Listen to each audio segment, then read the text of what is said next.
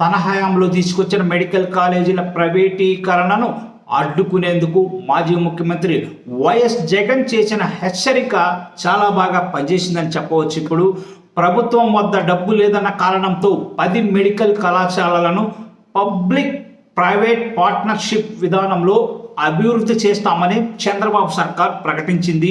ఇందులో భాగంగా మొదటి విడతలో ఆదోని, మార్కాపురం, మదనపల్లె, పులివెందుల మెడికల్ కాలేజీలను పీపీపీ విధానంలో అభివృద్ధి చేసేందుకు టెండర్లు పిలిచారు. టెండర్ వేయడానికి ఏ ఒక్క సంస్థ ముందుకు రాకపోవడం షాకింగ్ పరిణామంగా చెప్పుకోవచ్చు.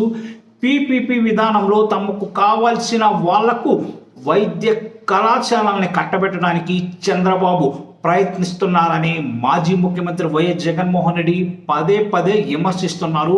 టెండర్లలో ఎవరు పాల్గొనవద్దని హెచ్చరికలు కూడా జారీ చేశారు. ఒకవేళ ఎవరైనా తీసుకున్నా తాము అధికారంలోకి వచ్చిన వెంటనే రద్దు చేయడంతో పాటు ప్రభుత్వమే వాటిని తీసుకుంటుందని హెచ్చరికలు అయితే పంపారు జగన్మోహన్ రెడ్డి.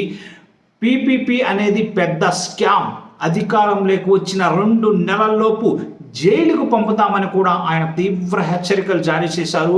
సో మొత్తానికి జగన్ వార్నింగ్ అయితే పెద్దగా పనిచేసిందని చెప్పుకోవచ్చు.